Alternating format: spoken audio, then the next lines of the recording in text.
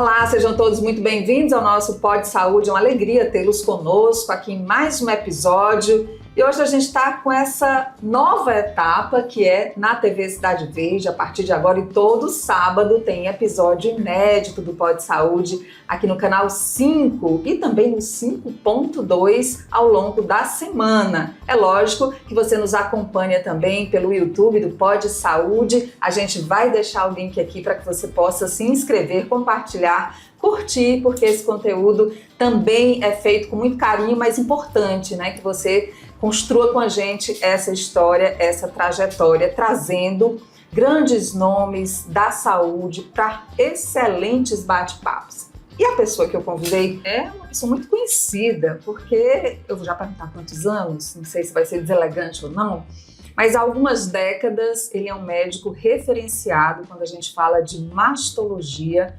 principalmente pelo envolvimento dele com um movimento muito importante que toma conta do Brasil no mês de outubro, aqui no Piauí é capitaneado por ele desde o início, que é o Outubro Rosa. Então é com muita alegria que a gente recebe no Pod Saúde hoje o médico mastologista Luiz Ayrton dos Santos Júnior. Que prazer, que prazer alegria enorme estar aqui com você. Tê-lo aqui. Muito obrigada. Muito obrigado pelo convite. Muito obrigada por prazer aceitar o nosso convite. Com certeza. Doutor Luiz Ayrton, a gente já aproveita que estamos também começando o mês das mulheres, o mês de março é o mês das mulheres, e falar sobre câncer de mama, que é uma área da sua atuação, que é a sua área de atuação, é sempre tão importante sempre, né? Aproveito para dizer para vocês, gente, que no Brasil, só na região Nordeste, 30% das mulheres nunca fizeram uma mamografia. No Brasil, 18% das mulheres nunca fizeram esse exame tão importante. E a gente está também no meio de uma polêmica envolvendo a mamografia. Então, já de cara, eu queria começar perguntando para o senhor qual a sua opinião sobre esse assunto e a importância desse exame. É importante dizer que o mastologista ele tem no câncer o principal carro do seu trabalho, né? A gente foca no exame das mulheres e identificar algum câncer que, para eventualmente, a gente possa dar um diagnóstico no começo, que é o maior segredo. Hoje nós estamos muito mais convencidos que uma mulher, quando tem câncer de mama, o primeiro câncer dela foi tratado no início, se ela tiver um segundo câncer, é menos importante porque a gente pegou o primeiro no início. Então a gente vê claramente que tem um impacto na vida da mulher sobre isso. Porque ela faz um tratamento e se ela tiver um outro câncer, ela já foi submetida a um tratamento que teve impacto sobre esse segundo câncer. Sim. Então é fundamental que ele seja inicial. O que aconteceu de fato é as instituições médicas, elas vêm defendendo claramente que a mulher tem que fazer a mamografia anualmente após os 40 anos. Mas o que quer dizer isso? Anualmente é de uma forma global, né? Então, quando um gestor quer saber como agir ou estabelecer um programa de screening ou de sequenciamento de mulheres, então ela é submetida à mamografia todo ano após os 40 anos. Mas, quando nós dissemos assim, necessariamente não é o que ocorre quando o médico está diante de uma paciente. Porque a mama nos fala muito, então a gente sabe qual mama tem mais risco, qual mulher tem mais risco, e vão juntar uma série de fatores. A história familiar, a história pregressa da própria paciente, a qualidade da sua mama, algumas condições socioeconômicas, dificuldade de acesso. Então isso define muito se a gente deve fazer uma mamografia todo ano, ou menos de um ano, ou até 3, 4 anos. Eu tenho paciente que eu faço segmento com 3, 4 anos, porque são mulheres de baixo risco, né? Já a polêmica nasceu porque o Brasil adotou uma estratégia desenvolvida no Canadá, em que as mamografias deveriam ser feitas a cada 2 anos acima dos 50 anos. Então isso aí começou a ser estabelecido pelo SUS, normalmente não é que as instituições médicas aprovam, e esse ano a ANS resolveu estabelecer essa mesma estratégia do SUS dentro dos planos de saúde. Era meio que dizer que as mulheres que têm plano de saúde, elas terão que fazer a mamografia a cada 2 anos. Então, isso incomodou todo mundo, porque 40% dos casos de câncer de mama no nosso país são em mulheres abaixo de 50 anos. Se a gente não faz... Você coloca nesse público um risco maior de não pegar um câncer precocemente. E é isso que explica o seguinte, os países desenvolvidos, a mortalidade pela doença está caindo. A doença vem aumentando no mundo inteiro, Sim. Brasil, os Estados Unidos, a Finlândia. Mas nesses países assim, eles têm a mortalidade em decréscimo. O Brasil não. Nós continuamos a cada ano tendo mulheres morrendo de câncer de mama mais do que o ano passado. Então, a mortalidade ela continua ascendente. E a gente hoje tem cerca de, para 2024, 73 mil novos casos de câncer. Qual o percentual de mortalidade desses? Chegam às 14 mil mulheres morrem por ano no Brasil, né? Então é muito. É uma doença que a gente deveria curar todo mundo. Essa que é a realidade dos fatos. A mamografia ela chega a identificar tumores com 3 milímetros. Isso corresponde a 3 pontinhos, né? 3 pontinhos é muito pequeno. Que em outro exame passa batido. Passa batido. Passa batido. Passa batido. Então, na sua opinião, o ideal é fazer a mamografia anualmente em mulheres acima. Quando você não tem acesso ao médico de mama, faça anualmente. Quando você tem acesso com o médico de mama, discuta com ele qual é o melhor prazo. Qual é o prazo de segurança. Quando o senhor fala sobre o médico, você com sua experiência toda, conhece até a estrutura da mama. Assim, se a mama da sua paciente, ela tem mais risco ou menos risco de trazer um câncer de mama para aquela pessoa. É isso mesmo? Dá só Exato, a gente pode clínico? explicar isso de uma forma mais simples. A mama da mulher ela é feita de pele, glândula e gordura. Então, onde tem tecido glandular é onde nasce um câncer. Então, naturalmente, essa glândula vai virando gordura com o passar do tempo. É por isso que as mulheres têm cistos mamários. É porque está tendo o processo de lipogordura substituição. Então, uma mulher jovem de 20 anos, ela tem a mama firme, a maioria das vezes, porque tem mais tecido glandular. A glândula vai produzir leite, ela está pronta para ter filho. E uma mulher de 70 anos tende a ter uma mama mais flácida, porque a glândula já virou gordura. Então, observe que isso é um fator de risco. Se você tem uma mulher idosa com tecidos glandulares, ela tem uma probabilidade maior de ter um câncer. Tudo que você fizer para aumentar o tecido glandular, aumenta risco para câncer. Tudo que você fizer para diminuir, diminui o risco. Vamos dar um exemplo. Se uma mulher que faz uma plástica mamária, se o médico for esperto e tirar o tecido glandular da mama, ela diminui a chance de câncer. Então, suponhamos, né? Mas aí também ela não pode, se for mulher jovem, não pode amamentar, né? Se tirar o depende, porque assim, uma mama muito grande, você tira a parte inferior da mama numa plástica e a superior substitui na produção de leite. Então ela continua amamentando, é o que a gente espera. E quais são os fatores de risco?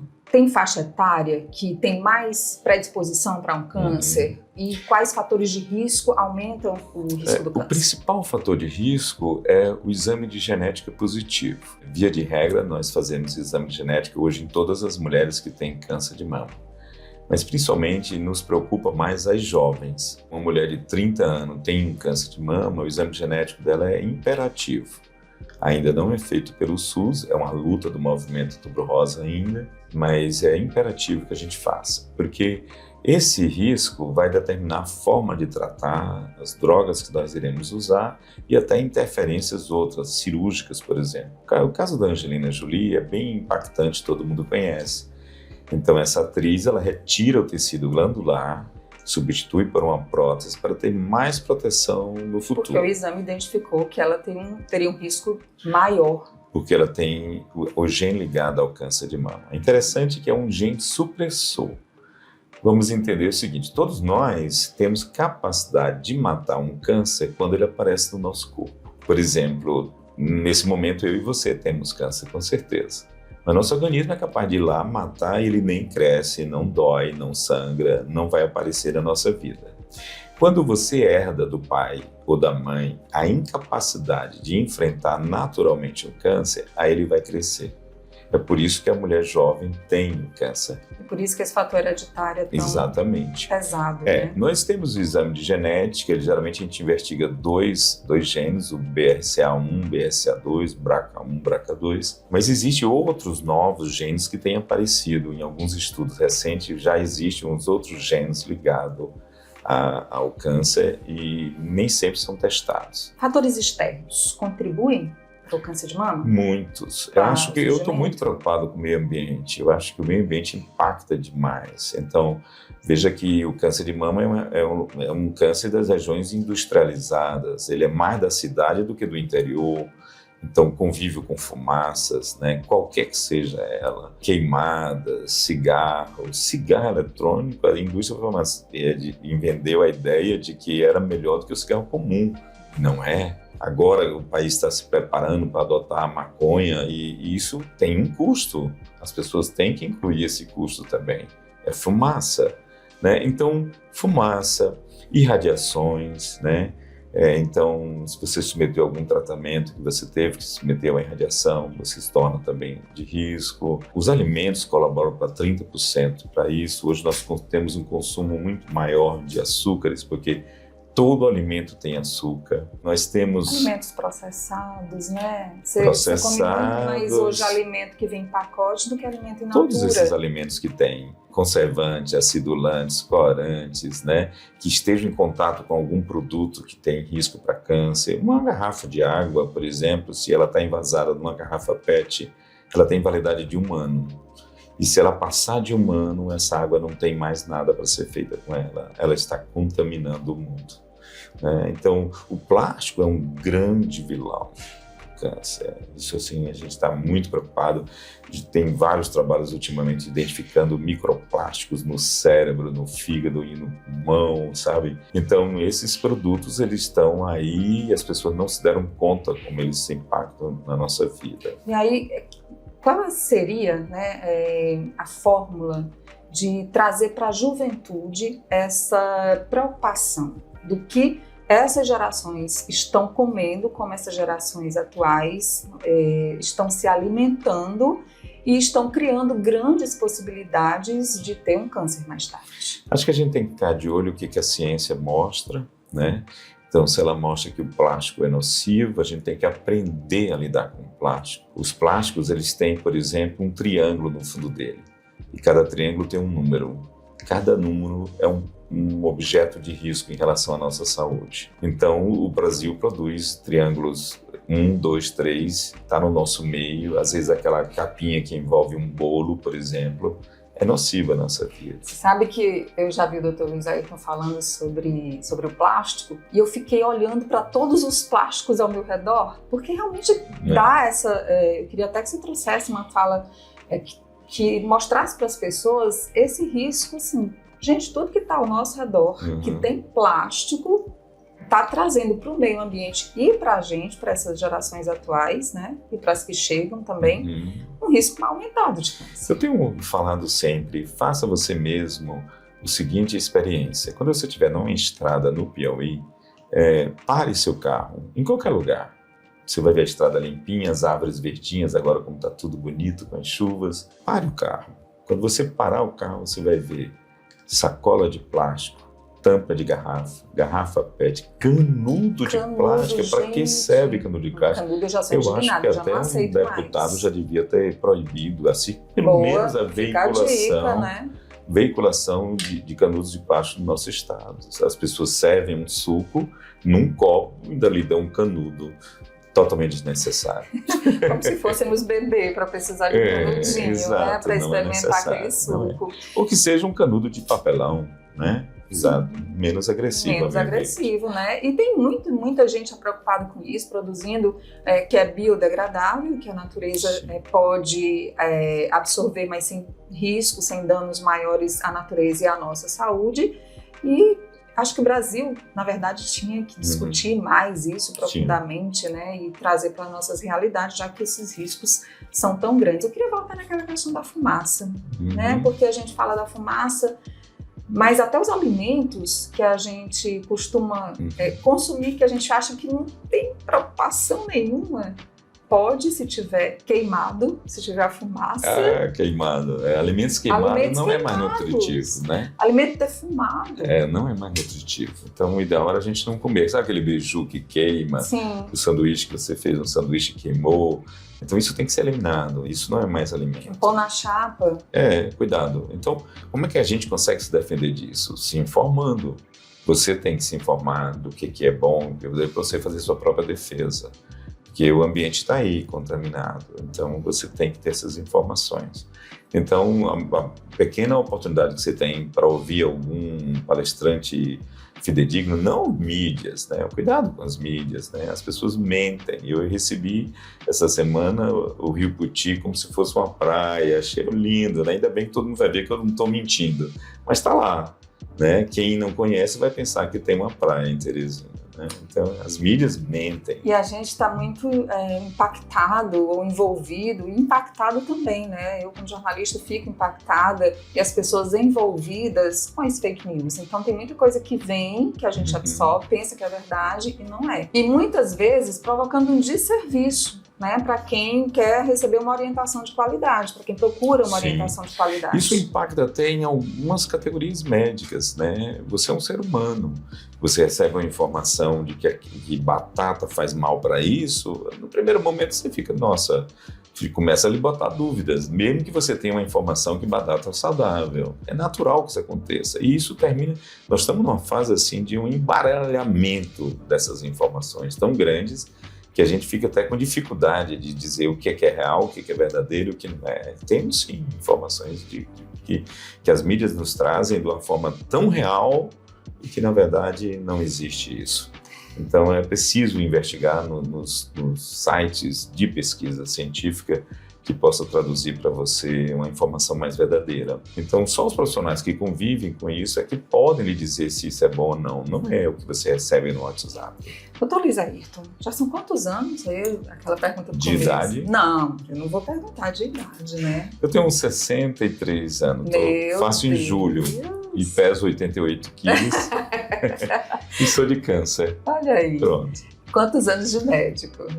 Na verdade, assim, eu tenho 62 anos, faço 63 em julho. Eu me formei muito cedo. Eu entrei na faculdade, tinha 16 anos. Com 22 eu já era médico. E eu sofria etarismo, porque os pacientes não queriam se consultar comigo porque eu era muito jovem. E tenho 40 anos de formado. 40 anos a serviço, né? Porque o médico se coloca a serviço do próximo. Como é, nesses 40 anos, eu queria agora trazer um pouco, não do profissional, assim, mas também da pessoa, né? Profissional, mas também da pessoa. Desde o começo e até agora, como é ter que dar um diagnóstico para um paciente? Eu acredito que o médico é o profissional habilitado para isso, porque não é fácil. Até na condição de professor, para transferir essa informação para os alunos, a gente tem uma dificuldade, porque não há uma receita. Você está diante de uma pessoa com suas crenças, suas vontades, seus medos e suas visões de mundo diferentes. Então, isso tudo impacta na hora de dar um diagnóstico dessa forma. Então, nunca é bom dar no primeiro momento. Eu acho que o médico tem que ouvir um pouco mais a paciente, né? Todo médico faz psicologia médica, né? Cursa, disciplina e tudo, exatamente para poder entender essa alma humana que se estabelece acima daquele corpo que a gente vê. Procurar acertar o mais próximo, porque não tem como fugir a uma verdade, mas não tem nenhuma necessidade de matar a esperança em ninguém. Quem mata a esperança em alguém não está fazendo medicina correta, penso eu. Até porque a esperança, ela é real. Existem muitos pacientes que eu tive a oportunidade de imaginar que ela não ia evoluir bem e eles estão ótimos, né? Eu tenho um paciente com vários anos que fizeram tratamento. Então, ela existe sim, ela existe e ela está no campo da nossa capacidade de defesa própria, né? Então, eu gosto muito da paciente que aceita seu diagnóstico sem sofrimento, sem angústia e pontua os passos que tem que ser feito para enfrentar, do que aquela que está viajando, ela está impactada, essa me dá uma certa insegurança. E na realidade eu vejo muito isso. Essas pacientes, digamos assim, mais light, né? Elas são mais felizes no resultado, nas conquistas, né? Eu não estou dizendo que todo mundo tem que ser light como se fosse uma obrigação, porque nem é fácil para todo mundo. Não é fácil um diagnóstico de um câncer, né? Mas a forma como você encara esse processo de busca de cura, né, com otimismo, com fé, né? Então, para um médico, para dizer para alguém que tem câncer, é natural que a pessoa sofra, é natural que ela chore. Não só ela, mas a família, né? Porque envolve todo mundo. Se ela der gargalhada, estamos com um problema muito mais grave. Sim, é verdade. Então, isso tem que ser visto e a gente tem que enfrentar isso. Isso é da natureza. É uma concepção divina o quanto tempo nós vamos viver. Tem gente que morre com 10, com 15 anos, com 30, outros morrem com 50, tem gente que morre com 103, tem gente que nem nasce, a mãe mata antes, né? Então, assim, isso são concepções divinas, né? A gente não tem como estabelecer o nosso tempo nesse mundo, mas a gente tem que viver cada dia como se fosse o último. Então, seja bom, né? É isso aí. Minha avó me deu um recado que eu trago comigo sempre, e ela apontando o dedo, ela dizia sempre: olhe, nesse mundo a gente vale o que tem. No outro, a gente vale o que é. Então, vai estudar, seja rico e seja bom todos os dias. Então, sabedoria de vó. Vó. E ela apontando o dedo, que a vó só sabe falar apontando o dedo. Então eu tentei fazer o máximo que ela quis que eu fizesse. Estudei muito, né? Graças a Deus, estamos aqui. Bom, e a gente vai só dar um intervalo rápido, mas já já a gente volta com esse bate-papo que está muito bacana aqui com o Dr. Luiz Ayrton. Até já.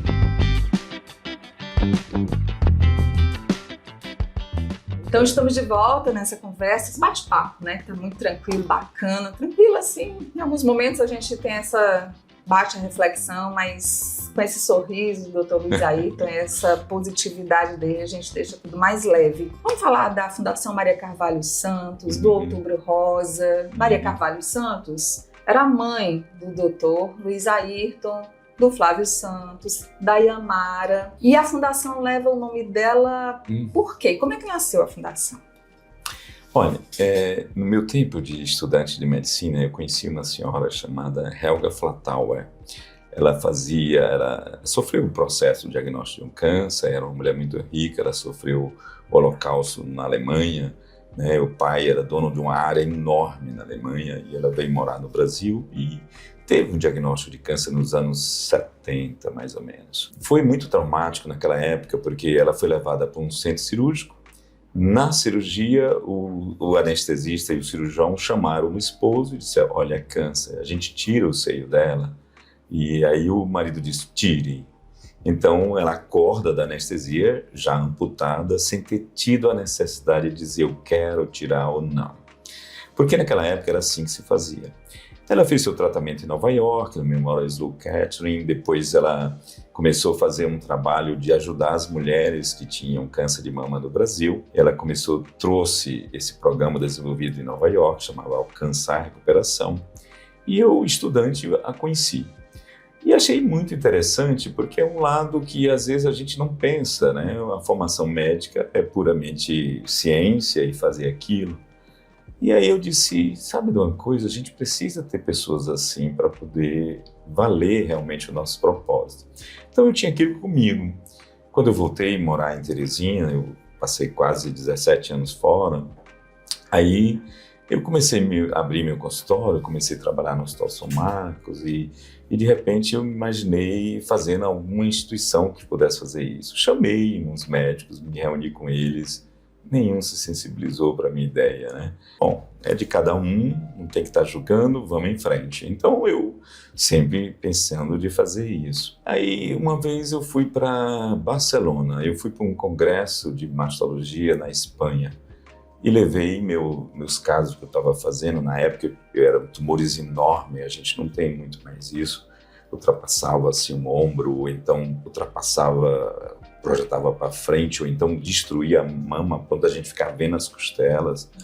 Então esses tumores, eles eram operados, fazia uma incisão, tirava aquele negócio e deixava cicatrizar ali. Então eu comecei a fazer uma técnica de rodar um retalho abdominal, e a gente pegava uma gordurinha da barriga e cobria essa área. Ela rapidamente cicatrizava, a recuperação era muito melhor, enquanto que aquela outra forma ela passava um ano para cicatrizar. E apresentei isso nesse congresso, e assim foi um sucesso. Eu fui chamado para reapresentar de novo na plenária maior do congresso, e na plateia estavam os meus, digamos, ídolos, porque eu era fã de pessoas fantásticas da medicina, o Dr. Hale, da Inglaterra, o doutor trabalhava em Marselha, agora me deu um branco, um grande radiologista que a humanidade teve, né? Ele já faleceu.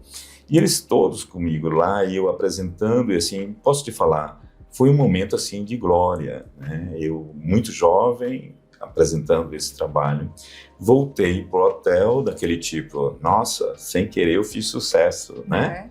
Deitei na cama, e isso é muito fixo na minha mente, o teto desse hotel, porque eu fiquei olhando pro teto, deitado na cama, e me caiu uma coisa assim, meu Deus, eu trouxe casos de mulheres horríveis com câncer de mama, estou tendo uma fã minha, digamos assim, né, em cima do quê? Da pobreza.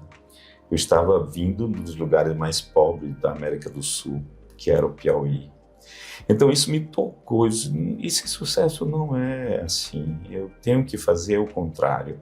Aí foi a hora que eu decidi de verdade, e a partir daí, quantas viagens eu fiz para o interior, levando estudantes, indo sozinho, levando mensagens de verdade de cuidado de mama, examinando mulheres. Eu ia para o interior e examinava 200, 250 mulheres. Algum caso assim especial lhe emocionou nessa trajetória? Muitos. Eu me lembro de um caso em Barras, que tão perto daqui, era uma comunidade que eles não tinham dinheiro. Eles não usavam dinheiro, para você ter uma ideia. Como é que uma pessoa vive sem tocar no dinheiro?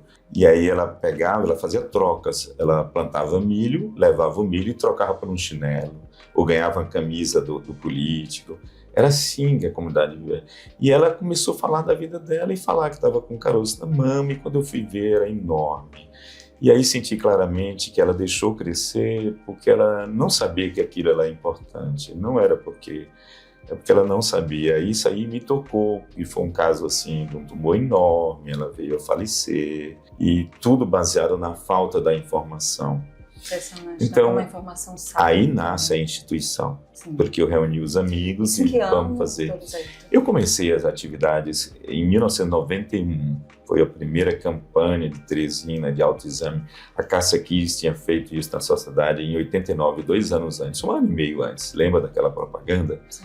Ela terminava e dizia, a cura está nas suas mãos. Era a primeira vez que uma mulher mostrava o seio na TV, e era por uma causa nobre. Então, nós começamos a fazer aqui, eu procurei na época a senhora Carlota Freitas, que era esposa do senador Freitas Neto, e ela me deu todo o apoio para a gente fazer. E nós fizemos a primeira campanha em Teresina. Então, as campanhas começaram a ser feitas, eu comecei a me alongar para o interior, e sempre apoiando uma pessoa, uma paciente ou outra, sempre com o intuito de dizer, eu estou fazendo alguma coisa pelo Piauí. Era isso que me pensava, eu sempre vinha em mente isso. Aí, em 1997, minha mãe enfrentou um tratamento para um câncer de tireoide que levou à morte. E os amigos que estavam me ajudando a construir a instituição, ela se chamava Fonte da Solidariedade, por isso é que o site é afonte.org.br, né? Afonte.org.br. É o site da fundação. E então, aí eles, não, vamos fazer uma homenagem a ela. E aí saiu Fundação Maria Carvalho Santos. Engraçado que nós que estamos na imprensa há muitos anos, né? Eu sempre achei que a sua mãe tinha falecido de câncer de mama. Eu não deixo mais, perco tempo explicando isso, porque eu já penso assim, é do universo de cada um traduz. Então, não Mas importa. Muita gente já fez associação, claro. Né? Minha mãe merecia tudo. Era uma mulher inteligente, era uma mulher maravilhosa, linda. Eu que convivi com ela olhando nos olhos sempre, sabia como ela era bonita por dentro e por fora. Então era assim, então ela merecia tudo. E era uma mulher, era farmacêutica, das primeiras de Teresina, então ela tinha um nível cultural muito bom. Então, assim, até quando eu lanço um livro, a primeira pessoa que me vem é a falta dela. Né? Eu fico assim imaginando, por que ela não está aqui? Ela morreu com quantos anos? Ela tinha 66 anos de idade e ela viveu dos 43 o diagnóstico de câncer de tireoide. Ela tinha um câncer de tireoide um pouco anasárquico, não? Porque o câncer de tireoide normalmente é um câncer mais light, mais fácil de tratar. Mas o dela não foi legal. Ele recidivou 6 vezes e na 6ª ele não respondeu mais ao tratamento. Dos 43 até os aos 63. Foram 23 anos vivendo com esse fantasma. A Fundação Maria Carvalho Santos, né, ela com certeza já ajudou a salvar muitas vidas. Deus queira. Sim, sim, com certeza, né? Você sabe que sim. Claro. Então, o trabalho social da Fundação, hoje, ele alcança, qual é o braço da Fundação? Responder isso para você, eu gostaria muito que a gente lembrasse que ninguém faz nada só. Né? Por trás de mim existem 84 pessoas que ajudam, que às vezes não querem sair na televisão. Eu lembro que tem uma pessoa que ela tem uma fábrica, a Ana Goretti, ela tem uma fábrica de roupas, ela para a fábrica no dia que a gente está precisando de prótese e ela fabrica as próteses. Olha, isso é fantástico. Quantas mulheres usaram a prótese e nem sabem que foram feitas por ela. Então existe esse grupo de voluntários que são fundamentais nesse nosso trabalho. As pessoas que colaboram também, a gente nem sabe quem são. Toda hora alguém bota R$10, R$5, R$15 e vai somando, né? Então, com isso é que a gente tem os recursos para fazer esse trabalho. Mas a mulher que chega à Fundação, sim, ela recebe que tipo de trabalho, de orientação de serviço? Nós trabalhamos em 4 eixos. Educação em saúde, na promoção de informações verdadeiras de segurança sobre a doença. Na prática do advocacy, que é estimular a mulher a se comprometer na causa, porque sem elas a gente não vai para frente. O movimento Outubro Rosa é bem esse exemplo. Nós temos o apoio à mulher no sentido do diagnóstico precoce. Então, veja que o Outubro Rosa Teresina é o único do mundo, faz 2.500 mamografias. Quer dizer, você tem a oportunidade de diagnóstico precoce, ou nesses projetos, são 54 projetos. E também no apoio para... 54 projetos pelo Piauí. Piauí, Maranhão, Ceará e Tocantins. Olha só. São os 4 estados. E, por último, é o apoio ao retorno à vida social. É onde ela encontra gratuitamente próteses, sutiãs, perucas, remédios, material de fisioterapia, livros. Ela tem tudo isso disponível gratuitamente para ela. Então, uma mulher... que usa uma prótese, né? Ela sabe a importância de ter uma prótese, seja externa ou interna, né? No seu universo de vida. Você ouviu muitas histórias de mulheres que não foram compreendidas pelos companheiros. Acho que isso é algo que olha, isso era muito no passado. Não mais. Eu acho que melhorou, né? Quando um casal, o marido usa isso, eu acho que ele vai querendo acabar a relação e ele encontra qualquer motivo. Não é mais assim. Mas nos anos 90, as pessoas tinham medo até de falar a palavra câncer, né? E várias vezes eu vi as pessoas separando o copo, tudo diante de ter um problema desse, né? Vi mães querendo proteger as filhas para não contaminar as filhas. Eu vi tudo isso. Criamos um projeto, inclusive, que chama-se Maridos Laço Firmes. Ele ainda hoje existe. Então, é uma forma da gente pegar aquele marido que esteve presente no tratamento da mulher e aí a gente doa uma medalha, ele ganha uma medalha na caminhada do Outubro Rosa só porque ele esteve presente, como exemplo, né? Para quebrar esse estigma. Mas eu não acho que isso seja mais um problema tão grande. As pessoas estão mais esclarecidas porque o câncer está na nossa casa. No começo dessas palestras, eu perguntava, alguém conhece alguém que teve câncer? 2 pessoas levantavam a mão. Hoje, quando eu pergunto, todo mundo na plateia levanta. Câncer de mama? Não, câncer. Câncer de uma forma geral. Câncer de mama, metade ou um pouco mais da plateia tem um câncer de mama próximo à sua vida. É um parente, é um vizinho, é alguém.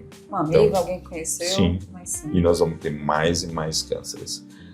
O ano passado, no começo do ano, nós iniciamos o ano com quase 543 cidades brasileiras tendo câncer como a principal causa de morte.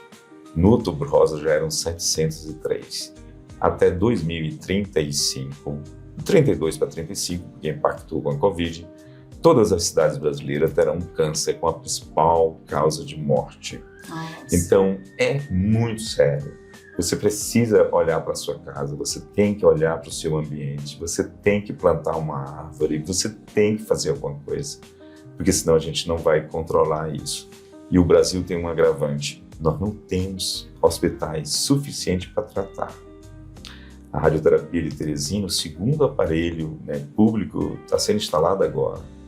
Então veja só como é difícil e tem muita dificuldade mesmo. O Hospital São Marco trabalha de madrugada, porque não tem mais hora, então o aparelho está trabalhando lá direto, né? Então, isso a gente tem que entender. Então, se você acha que não tem nada a ver com essa história, engano seu, certo? Você tem que fazer alguma coisa. Então, eu acredito que as pessoas têm que se informar, têm que saber como se defender e têm que plantar uma árvore. Vamos plantar né? uma árvore. Vamos plantar E árvore. às vezes... Em Teresina ainda mais, né? E às vezes a gente diz, fazem campanhas, várias rádios e TVs de Teresina estimulam a plantação de árvores, isso é muito legal. E eu faço a pergunta, onde estávamos nos grandes condomínios que derrubaram as árvores todas? Um condomínio derrubou 1 milhão de árvores. Esquece até que isso impacta sobre o nosso calor. Vou falar uma frase que eu quero que todo mundo aprenda. Babaçu é um ar-condicionado. Plante o babaçu, preserve uma mata de babaçu, que você vai ver que você mora num clima muito mais frio. Olha, gente, o Dr. Luiz Ayrton é fantástico, né? Eu sou fã de carteirinha há muitos anos, já sou paciente também há muitos anos, né? E queria te agradecer demais por ter vindo conversar com a gente aqui no nosso Pod Saúde, no nosso canal do YouTube, aqui na TV Cidade Verde. Principalmente trazendo essa mensagem de reflexão que a gente deixou aqui no final, né, para todo mundo, não só para as mulheres, mas para todo mundo que está nesse planeta, nessa cidade, nesse estado, né, ele e eu somos apaixonados pelo Piauí, a gente quer que as mulheres piauienses, né, que a população piauiense viva bem, viva com saúde, viva muito. Muito obrigada. Muitíssimo obrigado, eu que agradeço a oportunidade de estar falando essas coisas para as pessoas, levar uma verdade para que elas possam também fazer sua parte. Muito obrigado. Nada. A imprensa para a gente ao longo desse tempo todo foi fantástico. Sem vocês, nada teria acontecido também. É o nosso papel. Exato. Nosso papel, a nossa responsabilidade social também. Muito obrigada. E muito obrigada você que nos acompanhou em mais um episódio do nosso Pod Saúde. Agradecer aos nossos parceiros aqui nessa empreitada, que são o Vilar Hospital de Olhos e o Hospital Flávio Santos. E a gente se encontra no nosso próximo episódio. Até lá!